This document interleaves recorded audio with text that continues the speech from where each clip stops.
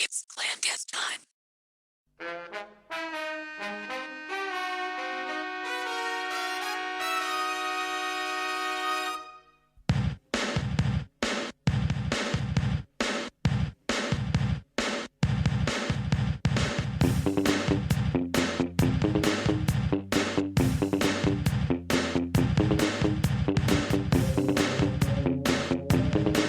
Hello everyone, and welcome back to ClandesTime.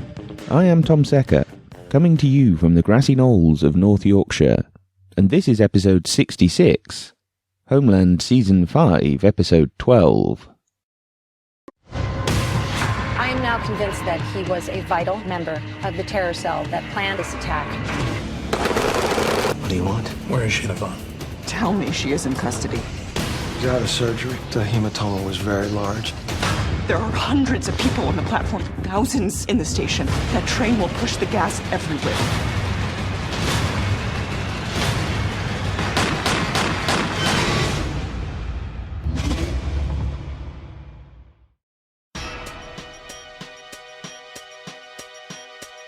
Okay, well, for the last time this year, I guess, I'm saying welcome back to ClandesTime, Pierce, and going to be talking about Homeland Season 5 once again, and we're going to be talking about the finale, and I suppose looking back on the whole series itself. But first, welcome, and how are you today? I'm good. I'm doing. I'm good. I'm excited to finish the series, but I'm also a little sad as well that it's over. Yeah, so am I. So am I, in truth. This has been a fun series of discussions. We've gone a long way into this. We've got into some very, very interesting and diverse areas, to be honest, talking about Homeland this year. But contrary to everything we've actually been saying in recent episodes, Homeland has been renewed for a 6th season. Yeah. They just left it very, very late to announce the decision. And I think that was deliberate, you know. I think they did that to add a bit of tension. Because, yeah, I mean, like last year, when they had a little break in the schedule, there was an extra week before there was the new episode because of Thanksgiving. And the whole thing just seemed to be designed to give a little bit more suspense and a little bit, a bit more buzz and all of that. So, yes, we are going to get more Homeland next year, and I guess next year we're going to be reviewing it again in at least some format. But this final episode, obviously, people should go and watch it before listening to the rest of the conversation. But what did you make of it? It was not quite the season finale that I wanted. I mean, stylistically, this was a vastly different episode from pretty much anything in this entire series. It was a very, very strange pace, very strange ideas going on, and I have to say, I didn't really like this episode that much. It was, they sort of got rid of the action terrorism stuff in like the first 10 minutes. And then it was this sort of strange, meandering tale about Carrie and redemption. And I'm sure we'll get into the spiritual nature of this episode, which I really didn't understand. But overall, I think it kind of fits in to this season because this season has been kind of all over the place, very much like this finale. Yeah. But no, it wasn't my favorite, but I enjoyed it enough, I guess. Yeah, I found it relatively engaging in terms of its pacing and what have you. But yeah, like you, I was wondering what the hell are they even on about half the time in this episode.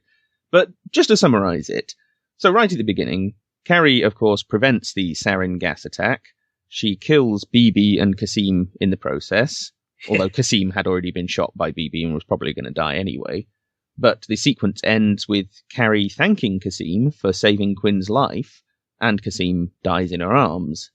She then goes back to Jonas, and they briefly reconcile before he explains that they have no future together and he just can't live a life with a person like her. In probably our favourite actually storyline in this whole season, Laura Sutton, or Laura Poitras, is arrested by the BND, and Astrid explains to her about Marwan's suicide in the previous episode, And the BND also find and arrest Newman. And Astrid uses Newman as leverage. She tells Laura that if she doesn't behave herself, if she doesn't do what she's told, that Newman will be deported. He'll be sent back to Turkey to face heavens only knows what horrible fate is implied by that. So Laura gives in. She allows Astrid to effectively recruit her, and then goes on TV to denounce Marwan as a terrorist. Mm-hmm.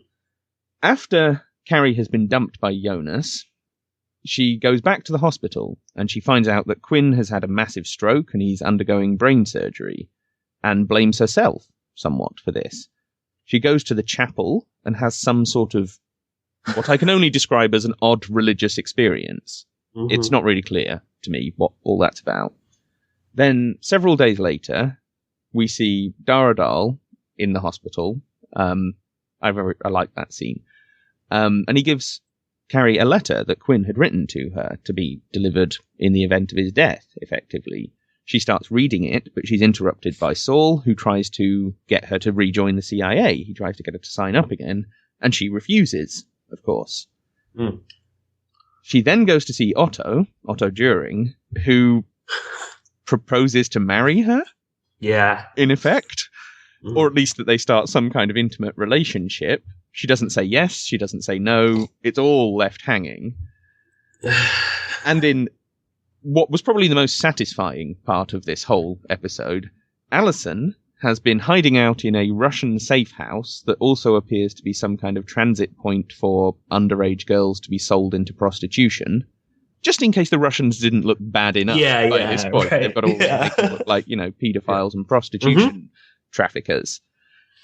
Saul has convinced Ivan to switch sides, dramatically enough, and he has become a CIA asset, I guess, and reveals to the CIA Allison's exfiltration plan, her escape plan.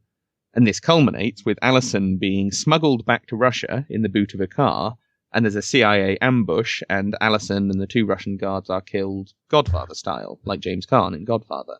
Yeah. And the episode ends with Carrie going back to the hospital with the intention of carrying out a mercy killing. I'm pretty sure that's what we're supposed to read by that.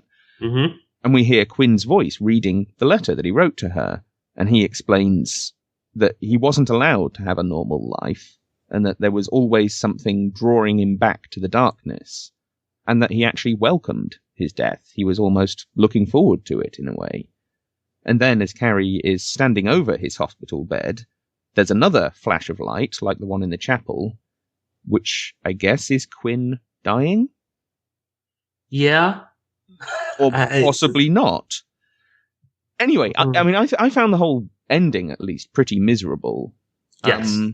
It was otherwise quite an engaging episode, and in some ways quite a provocative, and like you say, just a strange ending to the series.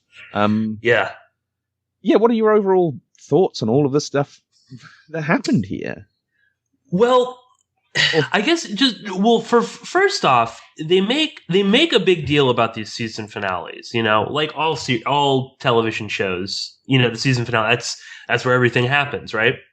And they made a particularly big deal about this season's finale, again with, hyping it up by not releasing that they were going to renew it. There were lots of, big promotion things on Showtime. They were, I think they did like they replayed the entire this whole season on Sunday, so you could catch up and then watch the finale. But the thing that I kind of can't stand about the showrunners and the producers is that finales don't matter for the most part in Homeland. Really, they mattered a bit in the first 3 seasons where Brody was there, but nothing from the season finale of last year really had any significance in this season. And I don't think that that season 6 is really gonna. Maybe it will. But I almost don't anticipate, because it seems like Brody doesn't exist, Javadi doesn't exist, Haqqani doesn't matter. Even from this season, it's like Admiral Youssef. Who cares? Right. Exactly. None of that matters anymore. Yeah. So, I mean, in a way, I kind of, I like that they sort of do a reset with the seasons because it can make it fresh and new. But it's sort of like, they play up all of this stuff with, Quinn and I don't know, God or something, or, the light and carrying him away and all of this sort of, and she's going to marry Otto. And Otto's probably not going to be in the next season. I mean, so it's sort of like they make such a big deal about it, but then they don't, it's not like any of these characters matter once then, next year. So I was sort of like, I sort of felt like I wasn't all that invested because I had this sneaking suspicion that none of this is really going to matter. I don't think Laura Sutton is going to appear again. I don't think Newman is going to appear again. Probably not, no. I mean, I'm assuming Saul and Dar will probably be in it, but it was just sort of like, why do I care at this point? Because it doesn't seem like this is really going to matter. And yeah, I guess I assume that Quinn is dead. I don't think he regained, full brain function. And I don't think that they're going to have, Rupert Friend play brain damaged man in a, hospital bed for a whole season. I would not have thought so, no. He could come back as Quinn's long-lost twin brother. Right, or maybe we'll have like a Quinn Brody hallucination scene or something.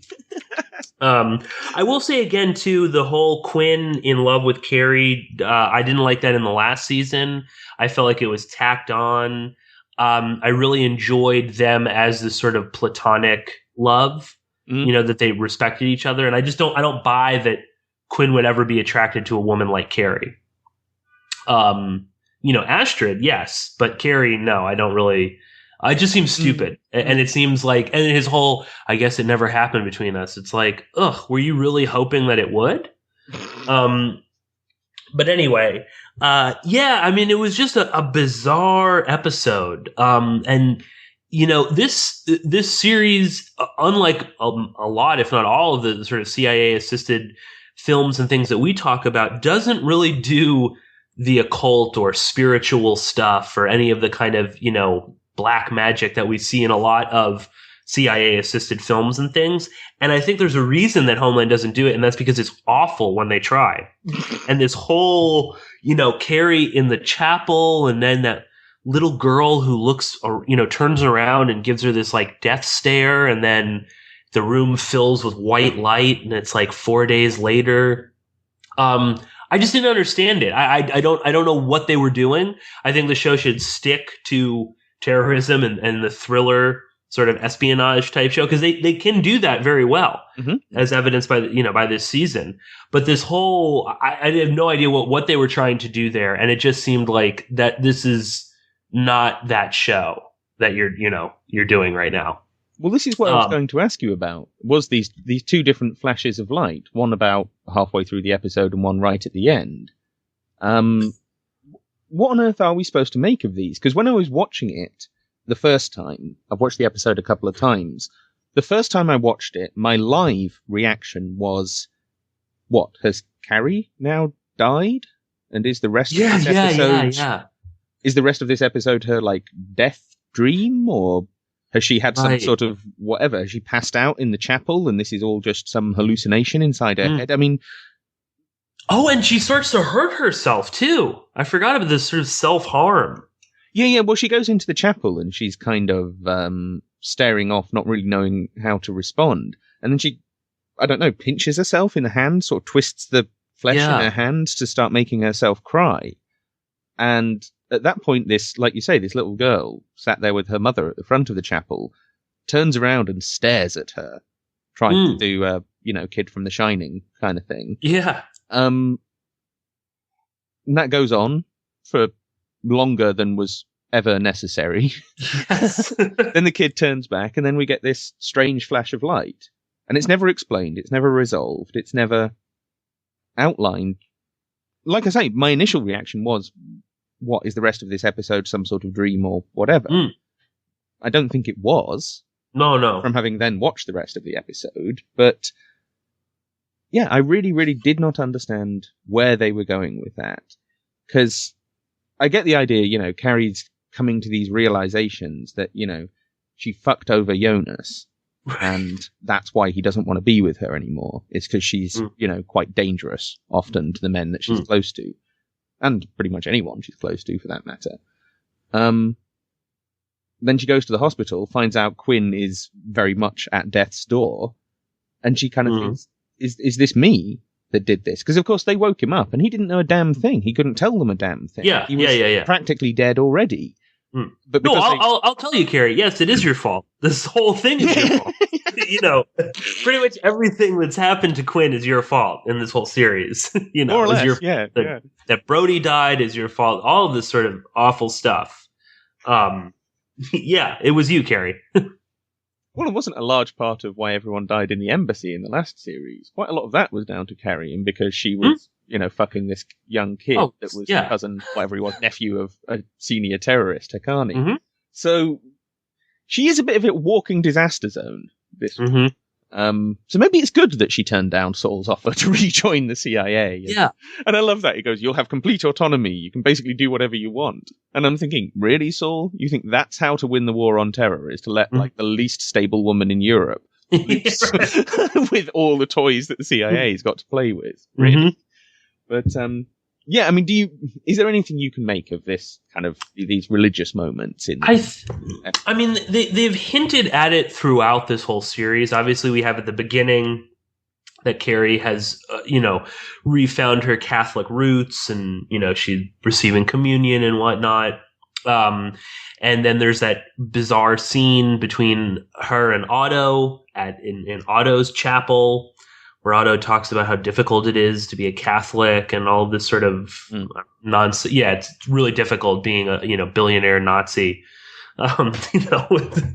pretending to have scruples about the world. So I think I think what they were trying to do was sort of introduce this sort of good versus evil that we haven't seen quite so overtly before. I think, while it was, obviously the whole series it is good versus evil. It's you're either with the CIA or you're against them. But now we have this, this sort of this sort of spiritual, occult sort of a level. And again, we have that line in Quinn's letter where he talks about, that he let the darkness consume him, and that, that's how he lived, was in this dark, shadowy world. And I sort of, again, interpreted that as a more occult sort of, that's what it takes to be a good, if you really want to be a good CIA Black Ops, operative. Then you have to basically let your entire world be consumed by hate and darkness and death. And it's only in Quinn's death that he finally, gets any sort of peace. And I assume that's what that white light at the end of the episode meant. But no, I think they're just trying to kind of, again, draw the lines in terms of it is this sort of struggle of good versus evil, and to a lesser extent, Christian or, Judeo-Christian versus Muslim in a sort of ham-fisted sort of a way. And I think that's being echoed by the sort of level of paranoia and the level of rhetoric that we see around the world right now in the political stream, in terms of, ISIS representing this insane medieval, which it is, but they do play it up like they could do this, though. They could totally, take over and create a caliphate in, throughout the entire world. And that it's this sort of, crusade, for lack of a better word, between them and us. And that, I guess just sort of like the sort of, the bar has been raised in terms of how desperate this fight is. And we even get that with Saul when he's trying to convince Carrie that, this is what we need you. You're the only one that can fight these guys, and blah, blah, blah. So I think it is, they're sort of playing into this, good versus evil. This is this is end times. We need to, this is what it's all about. But again, I don't think the writers or the producers are very, they're not well versed in doing that, and it kind of just comes across as silly, in my opinion. And it seems sort of tacked on, and it seems that what the show is, I think, better at is sort of doing the kind of vaguely nuanced, but obviously it is pro-CIA, that sort of a storyline, as opposed to this. It is the, good Christian crusaders fighting the evil caliphate, which has invaded, and again, of course, it's in Europe, and, there's all this is, what is it? I forget who it was, but when they got as far as like Vienna in the Muslim conquest. The Ottomans. Yes, the Ottomans, exactly. Yeah. So I think it's sort of hearkening to that again as well. Mm-hmm. But I think it's just kind of, I think it's just stupid, to be honest. I don't think it really works very well. It is stupid, really. There's a lot that's stupid in this episode. And the stupidest thing, or the thing that I found most kind of completely came out of left field and seemed to be something that it was one of those ideas on reflection that you write, then you screw up and throw in the bin, and then you come back to and think, oh, maybe let's get this out of the bin again because we need to throw in another element to this story. And I'm talking about Otto During and his marriage proposal to Carrie. I did not see coming, didn't make any real sense to me. Why has he wasted so much time? Why has he waited this long? It did seem like something that they've just thrown in there for the next season, or just to leave a bit of unresolved whatever in the story for people to chat about. And I didn't get it. Did not get it at all. What did you make of this? I guess on reflection, maybe it made a little bit of sense that's why he was trying to break up her and Jonas. But it seems like, you break up her and Jonas, but then you're going to marry her. And I mean, he proposed it in this way where it was like, me and you will rule the world together, like it was, it was like, what the fuck is going on? And it's sort of like, Otto, you could literally have any woman you want in the entire world. Why do you want to marry Carrie? And also, what is it about Carrie that, Carrie is many things, but I don't think that she's like a social justice crusader that wants to reshape, I don't know, the world the way the During wants to. And it just seems also like that's not actually what During wants to do. What During wants to do is make money and be, an investment banker or whatever. Run his family business. As a guy who wants to be a big shot. Yeah. Or at least be seen as one, anyway. Yeah. And that's all that really matters to him. Right. He actually comes across quite shallow. Really. Oh, of course, yeah. Yeah, I don't think he really cares about any of this stuff that he's doing. It's just a veneer to make himself look like this. He's the most important person in Europe. Well, and possibly to restore a bit of good reputation to the family name and that kind of thing. Obviously, I mean, let's not talk about that any longer because that bit of story is just moronic. But we do have to talk about Laura. Which I like this. I really like this ending to the Laura story because... Yes, I do too. Despite being portrayed horribly throughout pretty much this whole season, she is now an intelligence asset. She is now working in the media for an intelligence agency. And thus we have a parallel not just with the real-life Laura Poitras, at least as far as me and you think, but also it's a metaphor for Homeland itself. Yeah. This whole thing. So I really like this. I thoroughly enjoyed this ending to the Laura storyline. Where did you come from with it? Oh, I think my favorite scene in the entire series, all 5 seasons, is that smile on Astrid's face when she's at the studio, the TV studio, and you just slowly see her step back into the shadows of the TV cameras as Laura's lying. And I thought that was just the greatest scene. One, because even though, Astrid is a BND operative, she's still one of my favorite characters. And I think she's in a lot of ways a complex character, but also a pretty straightforward character where it's like she knows that this shit is fucked up, but she's like kind of come to terms with that, and it's sort of like, this is my job. This is like what I do. And she seems to be able to, at times, separate her personal life from working in intelligence, unlike most of these other characters. Mm-hmm. So I find her to be the most balanced of all of these people. And she very much looks at her work as this is a job. You know, even when people are jumping out of windows and killing themselves, she's just sort of like, she's like, Scheiße, fuck, we're, damn it, how are we going to, explain this one? And I don't know. And I like the character of Astrid, but I love too that she finally, I guess Laura Sutton has sort of been Astrid's white whale throughout this whole series. And, she finally gets to get her and, and is able to, well, now I have something on you. And again, this sounds so horrible.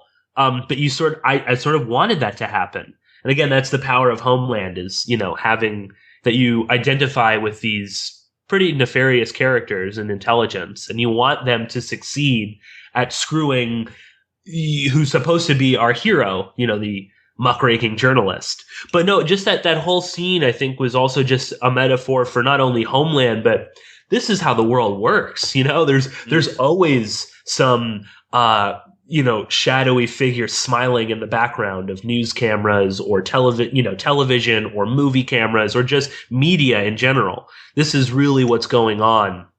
And I think it was also just another kind of an FU to Laura Poitras for whatever reason that they want to pick on who we are pretty confidently, sure of is an asset.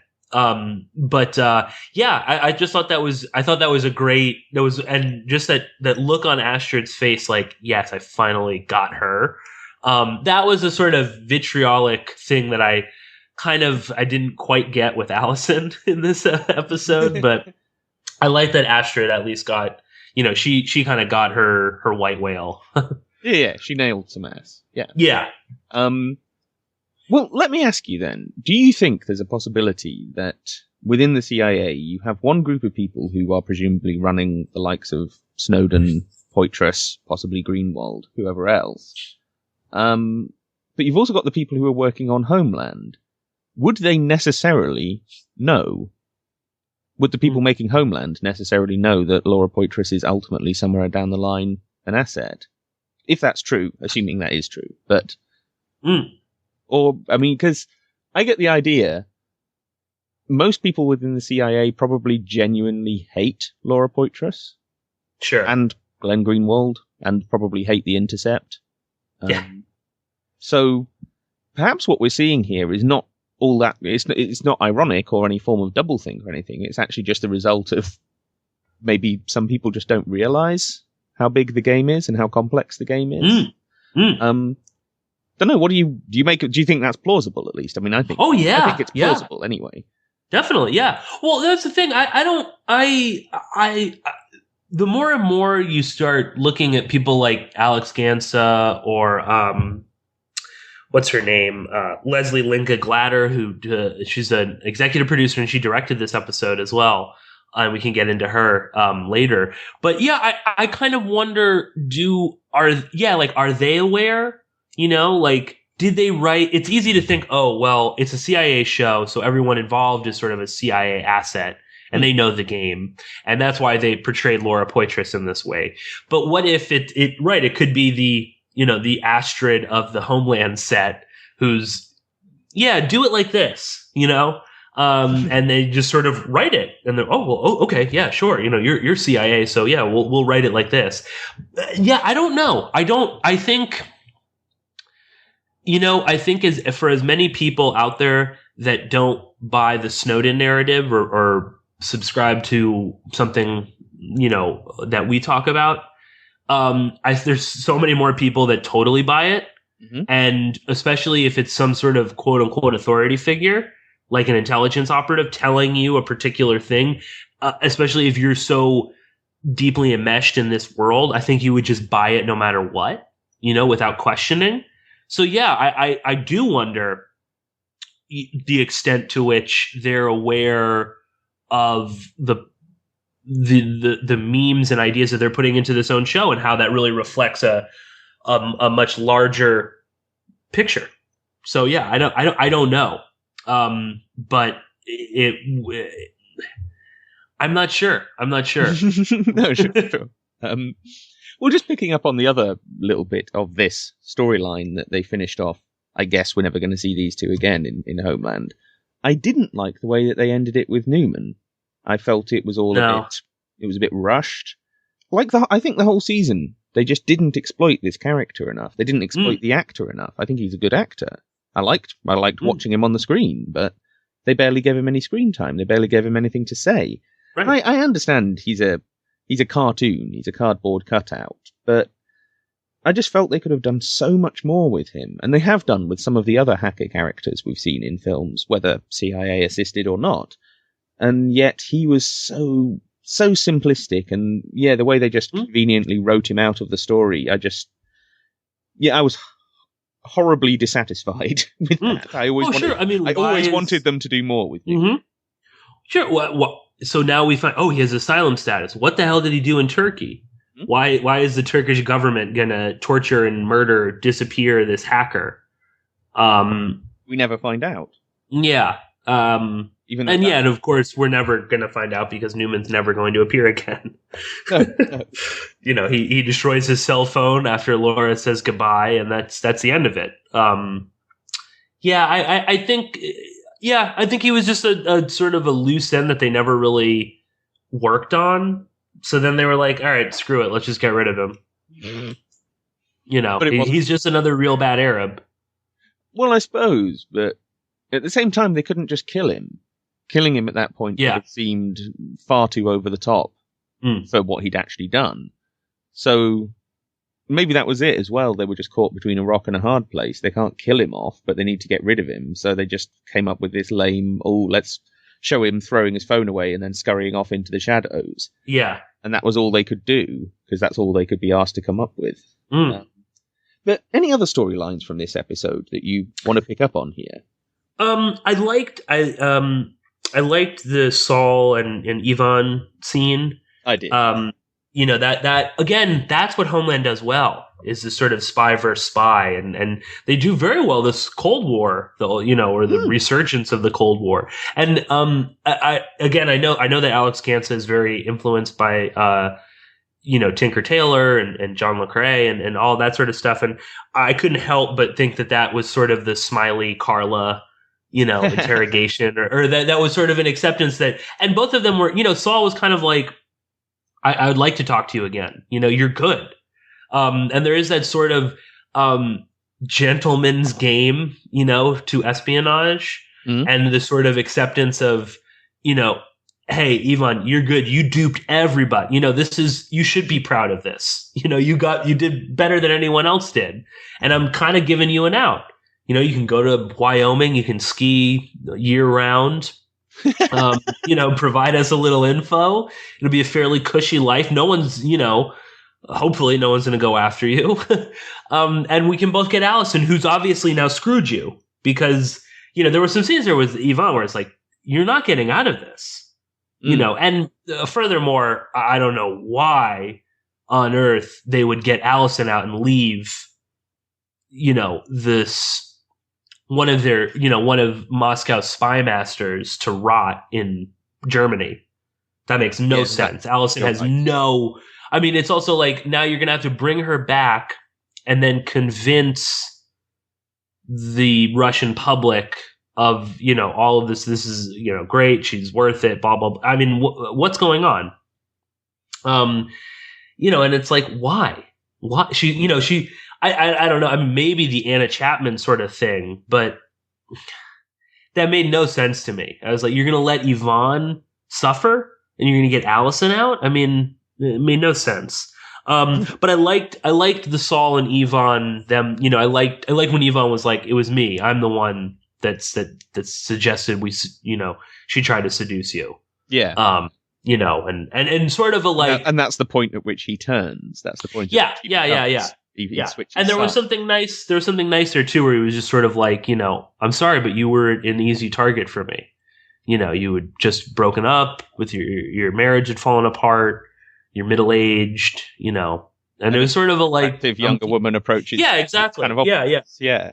And that was sort of a nice thing. And again, I liked when Saul was like, when he thinks that he won't turn, he's like, I would have liked to have talked to you again. And I don't know, maybe that's sort of the romantic view of espionage, where most of the time, it's drugs and murdering and child trafficking and all sorts of horrible things. But, that was a nice little moment. And I liked that whole thing. I love that we see this Anders Larsson is his name, but he's this hacker sellout who works for the BND. Mm-hmm. I like that. He looks like this greasy nerd, that Astrid is ordering around. So that was sort of interesting. And again, Laura in this, you're a sellout, blah, blah, blah. And it's like, they're all sellouts, honey. I mean, the whole Tor network is all of these quote unquote hackers working for the government. So again, that was another one of those moments of, like with the Astrid in the new studio, it's like, they're telling you the truth in a lot of ways. This is how the world really works. A lot of these hackers are really, what's his name? Who was part of the LulzSec group. Oh man, I can't remember. He's from New York City. But anyway, and he sold out everybody and works for the government. A lot of people do, like you say. Yeah, exactly. So I like those little things. That was kind of it. I mean, I was like, I did want Allison to live just so, we could get Saul opening up the trunk and seeing her try to explain away what was happening. And I really wanted her to like rot in prison. But I guess it's okay. I mean, she was, brutally murdered in a hail of gunfire. It's not, it's okay. You can live with that, can you? Yeah. But yeah, I did just want to see the look on her face, like, oh fuck. and this is just a silly sort of a thing in my mind. So she's still in Germany, right, at the safe house. They tell her it's 2 hours to the border. Now, do they mean Russia or Belarus? Because I don't see. I mean, the shortest route to Russia would be through Poland into Belarus into Russia. And that was just one of these, like, it's 2 hours for what? Across Poland and Belarus, and then you're in Moscow? Seemed a little crazy, but that was just like a silly little... I wasn't sure quite what that line meant either. Yeah. But that was pretty much it. Well, okay, I mean... Let's broaden it out a bit then, because taking not just this episode, but this whole season, what's been new? What stood out as new? I mean, the two obvious things, and feel free to talk about these, that they've introduced for this new season is hackers and Russia, neither of which have ever really featured very much previously in Homeland, but this season absolutely central to the plot and the propaganda and the whole thrust of the show. So... yeah, those, or what else do you think is new to Homeland for this year? Well, I think the Russia stuff is probably the most significant, and that might be the one theme that does bleed into the next season. Mm-hmm. I think that as I think as we'll talk about in a little bit later. How they write the series, they're going by what people are talking about, particularly in espionage. And I can only imagine that Russia they'll be talking about that next year and the year after, this whole, Russia's back, the Russian bear is trying to take over the world, and only NATO is allowed to do that. Other themes though, I don't know. I mean, the hacker thing, although I have a feeling that's going to disappear. I think that they've basically cut off all the sort of angles of that. I mean, cybersecurity, it might be like, Russian hackers, or maybe we'll see, Chinese. I mean, we haven't really heard of the Chinese in Homeland. No, that's something they could explore, right? Yeah. Yeah. But no, the Russia stuff, and I think something that's new is actually pointing to real geopolitical figures, which we've never really seen. So we get Assad being mentioned by name. We get, I think that's new to Homeland in a way, is actually talking about, current events. And it's not just us. Everyone, even in the mainstream media, has noticed and made in interviews with Alex Gansa or other people involved in the show, like, wow, you guys really, hit the, got it on the nose with some of these events. People were, even average people were like, that's eerily, creepy, the way you were predicting. And of course they're like, oh, yeah, I know, isn't it? It's so funny the way that, the real world just, mimics the show that we filmed months ago. No, the exact same thing happened with spooks. You had even mainstream articles talking about spooks predicting the future. And the makers of the show saying, oh, well, we do try and make it, relevant to current events. And I guess sometimes we just get lucky, don't we? Yeah, right. Right. I think that's new. I think that's the one of the big takeaways in terms of what's new about this, because obviously the first 3 seasons are about Brody and Carrie. And to a degree that was meant to inform our opinions about Bo Bergdahl, who's now, on trial for desertion. And the last season again was all about the resurgence of the Taliban, which that took the entire season, and now it's only and a little bit more of a year, half a year or whatever, and now suddenly that is real. The Taliban is resurgent in Afghanistan. I just before we started recording, the United Kingdom is sending in a whole bunch of troops back to Afghanistan because all of these areas that they had, quote unquote, liberated are now under the control of either Mullah Mansour or someone else. So, whereas this season, and maybe this will be the norm, but this definitely what the theme of this season is very much about predicting or informing your opinion on events as, just before, as they're unfolding. And that's I think that's difficult to do in a lot of ways. You just mentioned spooks. Well, spooks had to, inform our opinion on 7/7 several years before it actually happened. No, whereas what Homeland is doing is more sophisticated in some ways than that. Yeah. So I think that's something really interesting, and we can get into that a little bit more. But yeah, I think that's the sort of the new theme that I see in Homeland is, and perhaps that's just sort of the nature of the sort of 24-hour news cycle that our lives have basically become. There's no way to escape this. They need to be faster. They need to be more clever about how they're doing this and I think I'm hoping, and maybe I'm being optimistic, but I think they're also doing this because there is a growing trend among people to not buy just about everything that they hear. And that there are more people, even average people. Again, they spent a lot of time in this season saying, Assad was responsible for Ghouta, Assad.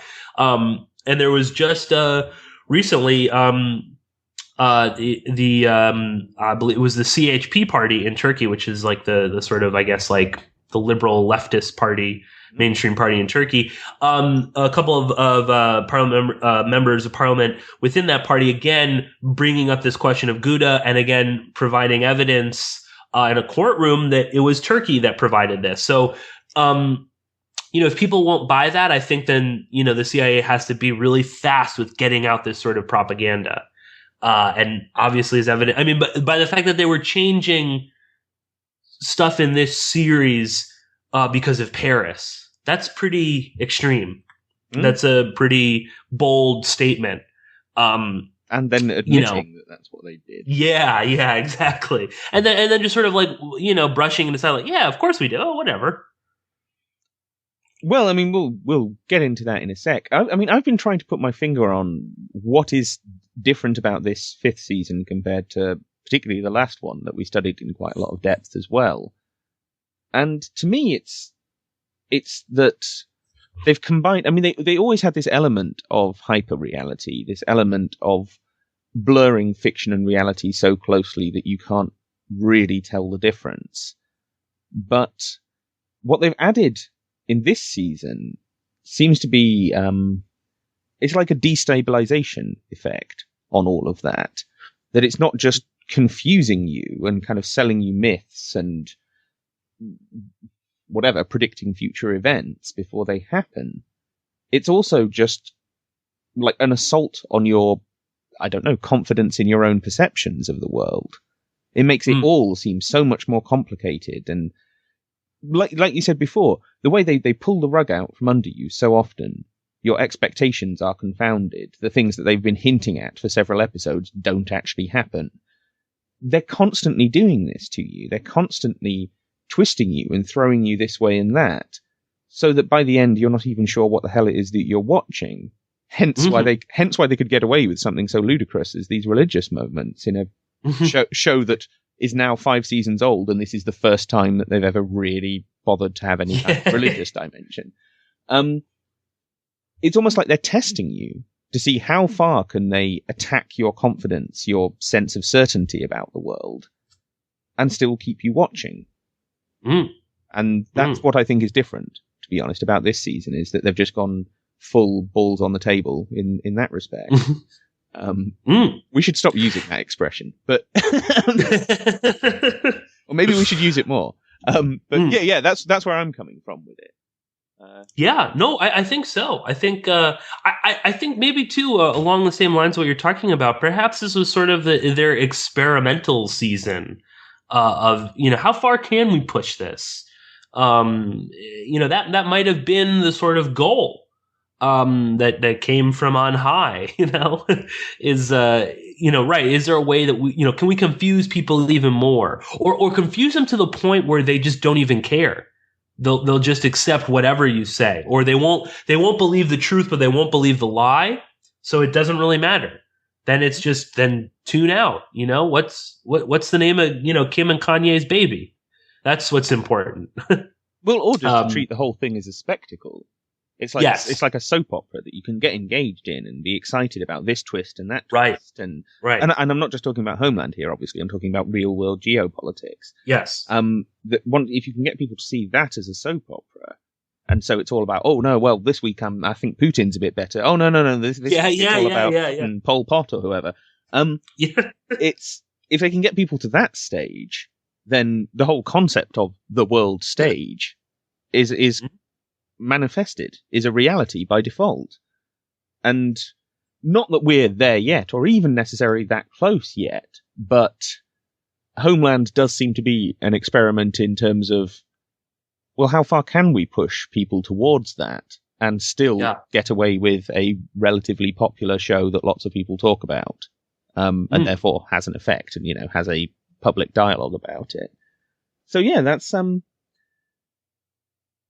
No, I think that's how I can sum up this season, really. No, I think especially bringing in the sort of world stage and the sort of the idea of that this is theater and that it's all about booing this guy and cheering this guy. Right? Yeah, and or even just on another, just that it's always all politics.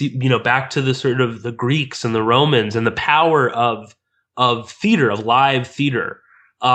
Is and again combining that with Hollywood and with film and TV and that's the sort of the way that you can manipulate people, that you can change them, that you can turn very complex geopolitical struggles into who's up, who's down, red team, blue team, and that's how you engage people, and that's how you also lull people into this sort of, I don't know, this sort of dull, weird, manipulated consciousness. That's really powerful. And I do love, just as someone who's, works in theater, that idea, it really does happen. There's something power. I think we've obviously talked about the power of film and cinema, but there is something powerful about theater and about something that's live, that's happening right in front of you. And that's ultimately what, the world stage,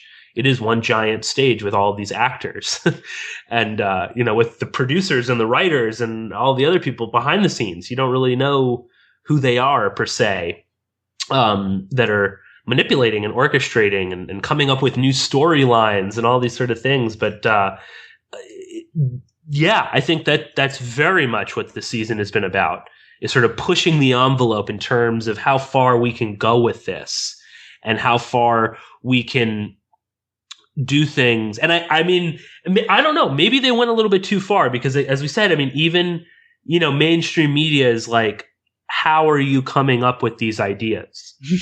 or why are you changing things that just happened?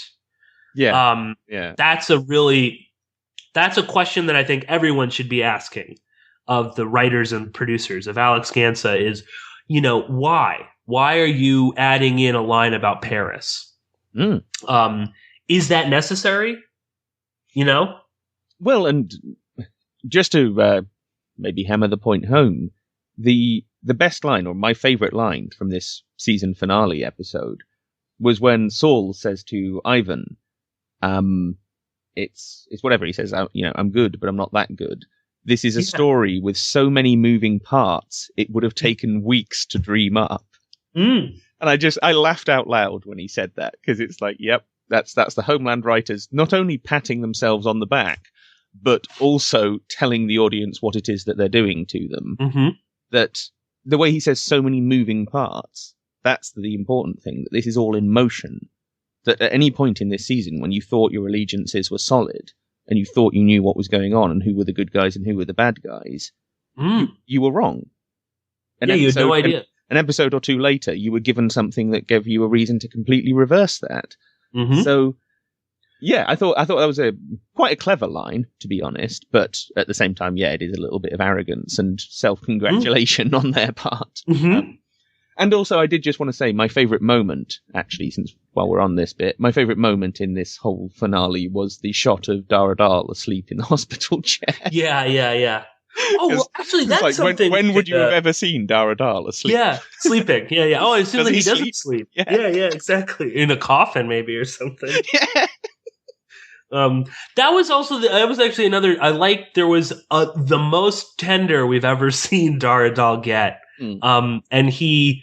And we hear this weird story about how he found Quinn at 16 in a foster home and sponsored him, and he was joined the CIA at 16. And of course, in the, this Wall Street Journal, the Speakeasy blog that me and Tom always read with this intelligence expert, he goes, oh, no, that never happens. Never. We've never, ever in the history of the CIA recruited a child or something like that. And of course, that again reminded me very much of Sibel and her and the Lone Gladio, and the characters in that are involved in the CIA. And it's like, yes, that's exactly where they come from. They love children like that. No family, grew up on the streets, is very intelligent, but is also doesn't hold back. And again, that was one of those moments of, no, they are telling you the truth. That's where a lot of these guys come from. Well, and actually, on that subject, there's a bit in the dialogue between Saul and Ivan where he basically says to Ivan, so you don't have, a wife, kids, you don't have a family. Yeah. And it is a little hint back to that old KGB thing of they would try and find orphans or people with no family, with no, immediate society around them, so that those people would become wedded to the institution itself, that all of their familial loyalty and all of those instincts would be directed and attached to the institution, because that's how you get ultimate loyalty. And so we have it actually on both sides in this, that they're suggesting, well, that's how the KGB in these days, the SVR, the FSB, whoever, that's how they operate. And then at the end of the episode, we have Dar Adal basically admitting, well, actually the CIA, or at least the Dar Adal's secret group, whatever it is, within the CIA, that's how they operate as well. And yeah, we're actually getting some truth there. And I like too that Dar actually seemed genuinely upset. He actually genuinely, I don't think Dar Adal cares for very many people, if anybody, but he did, I think Quinn did have a sort of a special place in his heart, even if he, plucked him from an orphanage at 16 to turn him into a psychotic killer. I think Dar Adal genuinely cared about him. I believe he refers to him as Peter too. He doesn't. I don't think he really ever says Quinn. No, So again, there's that and I think that's something Quinn doesn't. If you call only a certain group of people call him Peter. That's sort of. I think also Astrid calls him Peter. But Carrie never does she? She always calls him Quinn, even to his face. Yeah. So and there was just a nice moment, and I like when Dar was like, he would have hated this, hooked up to tubes and all of this sort of, that's not how he wanted to live. And he's even sort of, his version of sweet to Carrie, and it's like, you were the beneficiary, I don't know if I'll ever see you again, but here's this note, then it was sort of I like the Dora Doll character, as stupid as he can be sometimes. He is the deep state. So it's interesting to see his little moments. But I did like that. Yeah, he's sort of asleep, like watching over Quinn. It's like, oh man, wow. Like Saul didn't really visit Quinn. He was too busy trying to kill Allison and recruit Carrie and get up to no good once again. Yeah, it's like Dar was actually there watching him. So yeah, that was sort of a nice tender scene. I like that. And again, a little bit of truth there as well. Yeah. Well, the final thing we wanted to talk about, I guess, is the question of how this show is produced. And we touched on this back in episode 1 or 2 of this review series, that there is this consultant, the former CIA Deputy Director, John MacGaffin. And this is a guy who was Deputy Director for Operations. He was a very, very senior black operations man. We're not talking about some mid-level analyst on the Congo desk. He is... he is Dar Adal. More or less, yeah. And he's the guy who is primarily... He's their primary consultant, at least, for the show. And we knew there was some kind of meetings that the producers and writers went to in order to gather information and, I don't know, gauge the political temperature and stuff like that before they put pen to paper and actually wrote the show. But recently, Alex Gansa has been laying it out there. He's been telling us there's some secret or at least private club in Georgetown that they went to for 4 days of meetings, all arranged by John MacGaffin. So what the hell's going on there? I mean, we know who they're meeting with in broad terms. It's people from White House, CIA, State Department, the usual suspects. But... Yeah, I was just surprised. I more had in mind like an afternoon panel discussion or something. I didn't think of like scurrying away to some secret gentleman's club to have off the books meetings for days on end. No, it took me by surprise a little. How about you? Oh, certainly. Yeah. I will say that I got there's a really interesting New York Times interview with Alex Gansa that our friend Don Carl, one of the Homeland hackers, sent to me. And coincidentally, his film that he worked with Karim Kopp and Heba Amin, that's on Laura Poitras's site or division of The Intercept, is also up, and we can link up to that as well. But yeah, what actually struck me again was that this is like an intense several days.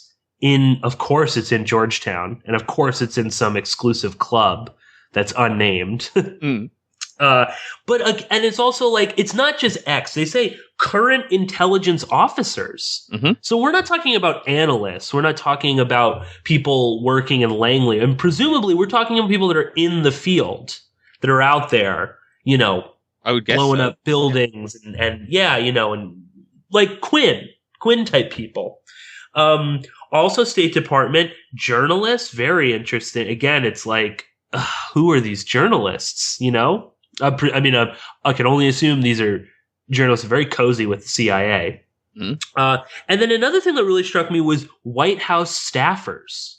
So again, they're these people are the toughest job in Washington. They're running the country, but then they're hopping off to a very swanky club in Georgetown to sit down with Alex Gansa and the writers and also Claire Danes and Mandy Patinkin are in on these meetings as well. Only so, yeah.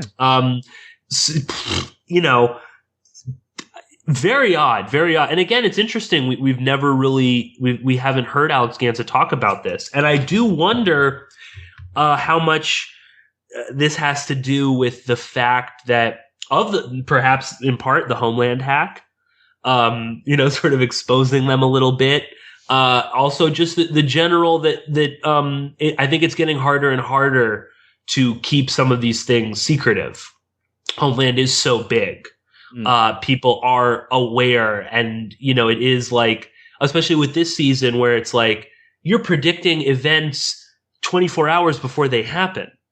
How are you getting this? So we do meet, and we have these all sorts of people giving us ideas and whatnot, and he says in the New York Times article, he's like, they rarely change lines, but occasionally we do. And he mentions that they did ADR, additional dialogue replacement on Allison's line about Paris. Mm-hmm. I don't know if you saw this, but Leslie Linka Glatter, who's again an executive producer, she told Variety that she was actually filming the finale during the Paris attacks.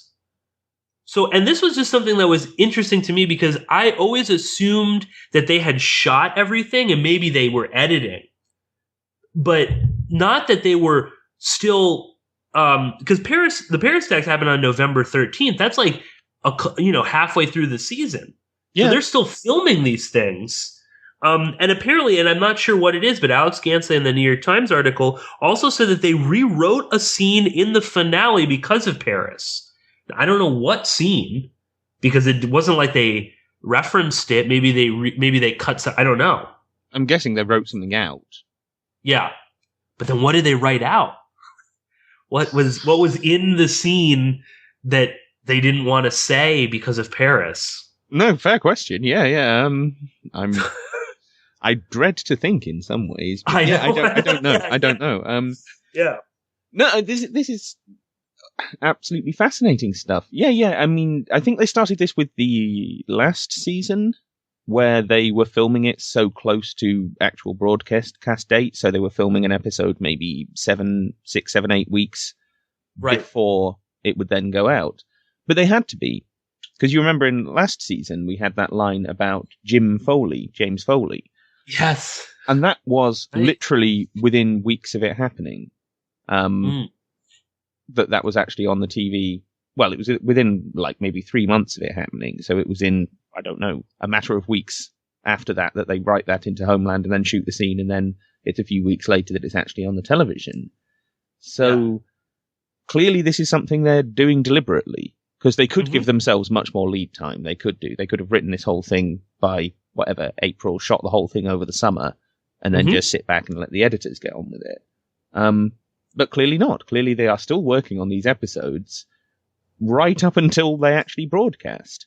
Yeah. And changing things, putting things in, taking things out, in order to, better hit the headlines that they're trying to hit, better incorporate the memes and be so very on the pulse of real events.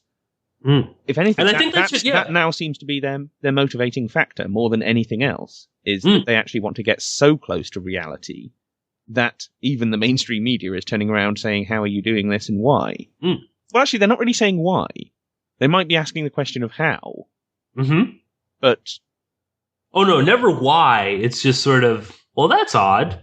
And cool. Yeah. What's that about? And, right. And that should really be something that is, disconcerting to people.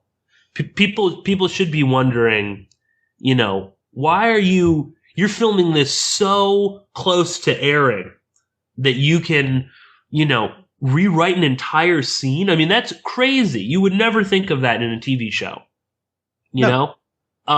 That's wild, especially when it's like, okay, so they filmed the last episode on November 13th, but that doesn't mean that was the last one to edit. I mean, they were probably still editing episodes. I mean, that's really cutting it close. I mean, people should be wondering to themselves, why wouldn't they give themselves more time?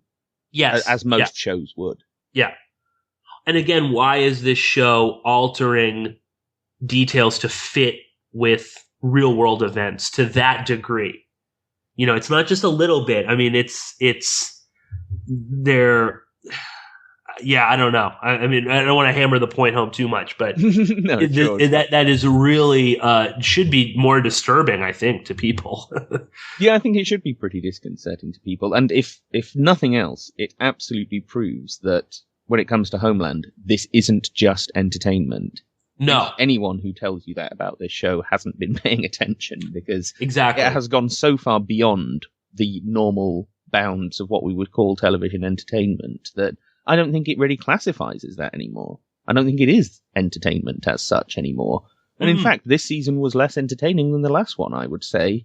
And partly because of this fucking obsession they have with being, you know, plucked from the headline storyline stuff. So, if anything, it's actually becoming a worse show. And the fact that it's been renewed for another season suggests Showtime's fine with this. Yeah, fine. Well, two seasons at least. Alex Gansa said at least till season 7. Did he really? Oh, good. Yeah. And I'll say he in the Times article and in general, you know, because people are like, I'll keep asking him about, you know, San Bernardino, and that might be the next, you know, we might see that again. You know, we might go back to it taking place in DC and, you know, terrorists all around us in America. But yeah, exactly. I think that's always the important thing is a lot of people will dismiss this. Oh, it's just entertainment. It's just Hollywood. You know, we've gotten that from other people. Oh, you're making too much of this. Well, then don't meet in Georgetown. Then, you know, film this in advance. You know, you can't say it's just entertainment when they're so concerned. I mean, why are they changing lines about Paris? You know, I mean, that's not entertainment. That's a direct political message and an agenda from what is ostensibly a Hollywood show. But they're going to go in, they're going to spend the time and the money to redo scenes like that just to add in one word. To rewrite a scene. I mean, that's really crazy. And that's, as you said, totally correct. That's not entertainment. This is going beyond that. And anyone that just says that they're not paying attention. Well, on that note, I think we should probably wrap this one up for this time, unless there is, of course, anything else you want to add, Pierce? No, just that I really enjoy doing this series with you. I know it's been long and a bit of a marathon, yeah. Yeah, definitely a bit of a marathon. I know it's been you know, we've had some up and down episodes of Homeland, and so it's, you know, we've ultimately we talked about all sorts of different things, not just analyzing the show. And I think that, you know, a lot of our listeners have really enjoyed it. I know that there's some of you out there. I've gotten several messages saying asking me to stop talking about Homeland and do some more interviews and other things. And, rest assured, Tom and I are both going to, you know, we'll get back into the normal swing of our podcast schedule, but it really has been enjoyable. And I think the listeners and the fans that have really clicked with this have just been fantastic. And, I think we've just gotten some really great episodes, and I hope that people will just sort of go back and you know, listen to these again, or if you haven't listened to them, to give it a shot. And you don't really need to watch Homeland, I guess. But I think there's a lot of really great stuff in there, and of course we got to talk with the Homeland hackers, and it's just been it has been a blast doing this, and it's been also just a learning experience on a technical podcasting level of doing a weekly show, and especially one that's based on, you know, something that's out in the media. So yeah, it's just been a blast. I've had so much fun. And it's also just great preparation for the CIA in Hollywood that we're also working on. So I'm great. I'm glad, Tom, that you agreed to this when I mentioned doing it every week, and you were like, "Well, we'll see." But I'm glad that you acquiesced and that we did it, because I think it's been a really fun series to do, and just so much great stuff that we got in there. Yeah, I mean, I agree. It's been a bit of a slog at times, but ultimately, I'm glad we did this, because it's been unlike any of the other kind of investigative review projects that we've done on different media. Usually we just do one conversation, or at most, maybe a couple. But with this, we really have set ourselves a different kind of challenge and come up with a different sort of show, I think, as a result. So, yeah, I'll just echo what you said, that the people who this show's clicked with, it seems to have really clicked with, and you've been a part of this, and you've been sending us some great stuff and some great ideas and links and so on. So thanks, everyone, for that. And yeah, thank you, Pierce, for suggesting that we do this, and ultimately, I guess, persuading me to do this.